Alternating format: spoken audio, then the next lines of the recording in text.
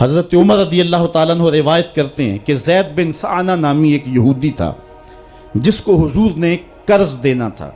آقا کریم علیہ الصلوۃ والسلام دو جہاں کے مالک ہیں، لیکن حضور کا فقر اختیاری تھا۔ آقا کریم علیہ السلام کے گھر میں بسا اوقات کتنے دن چولہا نہیں جلا کرتا تھا۔ حضور ادھار لے کر کے لوگوں کی مصیبتوں کو بھی دور کرتے، اور گھر کا چولہا بھی بعض اوقات ادھار لے کے گرم کرنا پڑتا۔ اعلیٰ حضرت فرماتے ہیں مال کے کونین ہیں گو پاس کچھ رکھتے نہیں، دو جہاں کی نعمتیں ہیں ان کے خالی ہاتھ میں۔ تو کہتے ہیں کہ ایک دن حضور علیہ السلام کی خدمت میں ایک شخص حاضر ہوا جس کا نام زید بن سعنہ ہے اور یہودی ہے، اور اس نے حضور علیہ السلام سے قرض کا تقاضا کیا، لیکن تقاضا اتنے سخت انداز سے کیا کہ اس نے حضور علیہ السلام کی قمیص کو پکڑ کے کھینچا بھی۔ تو حضرت عمر رضی اللہ تعالیٰ عنہ نے جب دیکھا تو بڑے گھور کے اس کی جانب دیکھا اور اس کو پیچھے ہٹاتے ہوئے کہا کہ تجھے شرم نہیں آ رہی کہ اللہ کے رسول کے ساتھ کیسے سلوک کر رہا ہے اور میں تیرے سامنے موجود ہوں؟ تو حضرت نبی رحمت صلی اللہ علیہ وسلم نے حضرت عمر کو کہا عمر مجھے تجھ سے اس بات کی توقع نہیں تھی۔ ذرا غور کیجئے حضور علیہ السلام کی اس سیرت کے انداز کو۔ ایک شخص آ رہا ہے اور حضور سے سختی کر رہا ہے، ابھی حضور کو قرض لٹانے کی جو تاریخ ہے اس میں بھی 4 دن باقی رہتے ہیں، اور وہ ناجائز سختی کر رہا ہے۔ حضرت عمر رضی اللہ تعالیٰ عنہ نے جب اس کو گھورا اور سختی کی تو حضور علیہ السلام نے فرمایا عمر مجھے تیرے سے اس بات کی توقع نہیں تھی، تمہارا کام تو یہ تھا کہ مجھے حسن ادا کی تلقین کرتے کہ اچھے انداز سے قرض واپس کرو، اور اس کو جو ہے وہ نرمی کی تلقین کرتے، اور پھر آقا کریم علیہ السلام نے فرمایا اس کا قرض ادا کر دو، اور اے عمر جو تم نے اس کو گھورا ہے اس کے بدلے میں 20 وسق زیادہ کھجوریں بھی تم اس کو دو گے۔ تو زید بن سعنہ نے جب حضور علیہ السلام کی اس سیرت اور اس کردار کو دیکھا، اور حضرت عمر رضی اللہ تعالیٰ عنہ 20 وسق اس کو کھجوریں دے رہے تھے، تو اس نے حضرت عمر کو بتایا کہ میں یہودی ہوں اور میں نے تورات کے اندر نبی آخر الزماں کی شان اور عظمتوں کے بیان کو پڑھا ہے، یہ بات ابھی رہ گئی تھی، باقی ساری نشانیاں میں نے حضور میں دیکھ لی تھی، اب یہ نشانی رہ گئی تھی، آج میں نے یہ بھی دیکھ لی۔ اور پھر وہ حضور کی خدمت میں حاضر ہو کر اسلام کے دائرے میں داخل ہو کر حضور کا عبدی غلام بن۔ حضرت معاذ بن جبل رضی اللہ تعالیٰ عنہ فرماتے ہیں کہ ایک دن حضور گلی سے گزر رہے تھے اور میں ایک جانور کی کھال اتار رہا تھا، اور مجھے کھال اتارنے کا طریقہ نہیں تھا، مجبوراً مجھے کھال اتارنا پڑی۔ تو حضور گزرے تو مجھے دیکھا کہ معاذ بن جبل کو کھال اتارنا نہیں آ رہی، تو حضور رک گئے اور آقا کریم نے فرمایا معاذ ٹھہرو ذرا میں تمہیں بتاتا ہوں کہ بکری کی کھال کیسے اتاری جاتی۔ اور آقا کریم آگے بڑھے اور حضور نے خود جو ہے وہ کھال اتاری، اور پھر مجھے فرمایا معاذ ایسے کھال اتارا کرتے ہیں۔ آج ہم اپنے بڑے پن کو اور اپنی عظمت کو اس انداز سے لوگوں کے سامنے رکھنا چاہتے ہیں کہ ہم جو ہے وہ ٹشو کا ایک ٹکڑا بھی نہیں پکڑ سکتے، اور وہ بھی پکڑانے کے لیے ہمارے پاس ایک خادم موجود ہوتا ہے۔ لیکن آقا کریم علیہ السلام کی زندگی اور حضور علیہ السلام کی سیرت کی سادگی کا حسن اور جمال یہ ہے کہ حضور اپنے کپڑوں کو خود مرمت کر لیتے ہیں اور اپنے دیگر کام خود کرتے ہیں اور بطیب خاطر کرتے ہیں، اور اس میں کوئی چیز اپنے لیے شرمندگی کی محسوس نہیں کرتے ہیں۔ حضرت حسن رضی اللہ تعالی عنہ حضور علیہ السلام کے نواسے بھی ہیں اور آقا کریم علیہ السلام کی صحابیت کا شرف بھی پایا ہے۔ کہتے ہیں کہ کانا یجلس علی الارض، حضور علیہ السلام کی سیرت یہ ہے کہ حضور زمین پہ بیٹھ جاتے تھے، زمین پر بیٹھنے میں حضور شرمندگی محسوس نہیں کیا کرتے تھے، اس کو اپنے سٹیٹس کے خلاف نہیں سمجھا کرتے تھے، زمین کے اوپر حضور بیٹھ جایا کرتے تھے، اور فرماتے ہیں وَيَطْعَمُ، اور زمین کے اوپر بیٹھ کر کے حضور علیہ السلام کھانا تناول فرمایا کرتے تھے۔ حضور کی عادت یہ تھی کہ آقا کریم جب بھی کھانا کھاتے تو حضور جھک کر کے کھانا کھاتے۔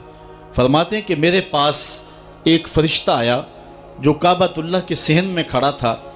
اور اس کی کمر کعبۃ اللہ کی چھت کے برابر تھی، اتنا اس کا قد تھا، اور اس نے مجھے کہا کہ آپ اگر چاہیں تو آپ کو نبی اور بادشاہ بنا دیتے ہیں، اور آپ اگر چاہیں تو آپ کو عبد اور نبی بناتے ہیں۔ تو فرماتے ہیں کہ میں نے جبریل کو دیکھا، اور جبریل مجھے اشارے سے تواضع کا حکم دے رہے ہیں، تو میں نے عرض کی کہ میں نبی اور عبد بننا چاہتا ہوں۔ تو جب یہ بات حضور نے کہی تو فرمایا عائشہ اگر میں نبی اور بادشاہ بنتا تو یہ جتنے بھی پہاڑ ہیں یہ سونا بن کے میرے ساتھ چلتے، لیکن میں نے اس بات کو اختیار نہیں کیا۔ اور اس کے بعد حضور علیہ السلام جب بھی کبھی کھانا کھاتے تو حضور جھک کر کے کھاتے، جس طرح مالک کی دہلیز سے خیرات ملتی ہے اور کوئی خادم اس کو جو ہے وہ شکرانے کے طور پہ جو ہے وہ انتہائی عجز کے ساتھ کھاتا ہے، ساری زندگی حضور نے کھاتے اور پیتے ہوئے تکیہ نہیں لگایا، ہاتھ میں پلیٹ پکڑ کے اکڑ کے یا ٹہل کر کے یا جو ہے وہ بالکل سیدھے ہو کے نہیں، تھوڑا سا جھک کر کے بغیر تکیے کے حضور علیہ السلام کھانا کھانا پسند فرمایا کرتے تھے، اور فرماتے میں اس طرح کھاتا ہوں جس طرح بندے کھاتے ہیں، اور میں اس طرح بیٹھتا ہوں جس طرح اس کے عبد اور اس کے بندے بیٹھتے ہیں۔ یہ حضور علیہ السلام کا طریقہ ہے۔ ایک دن آقا کریم علیہ السلام ایک چٹان کے اوپر بیٹھے تھے اور حضور علیہ السلام قدید کھا رہے تھے۔ یہ خشک گوشت جو کر کے اس کو بعد میں جب پکایا جاتا ہے تو اس کو قدید کہتے ہیں، یا سرید تھی، حضور کھا رہے تھے۔ تو ایک خاتون وہ گزری اور اس کے بارے میں اہل علم کہتے ہیں کہ وہ بڑی زبان دراز تھی اور وہ مردوں کو بھی ایسی ایسی باتیں کرتی کہ لوگ جو ہے وہ اس کی شر سے بچا کرتے تھے۔ تو اس نے کہا کہ آپ تو ایسے کھا رہے ہیں جس طرح کے عبد کھاتے ہیں۔ تو حضور علیہ السلام نے فرمایا اگر میں عبد نہیں ہوں تو کون عبد ہے؟ فرمایا میں سب سے بڑا عبد ہوں۔ تو جب یہ بات سنی تو اس کے قدم رک گئے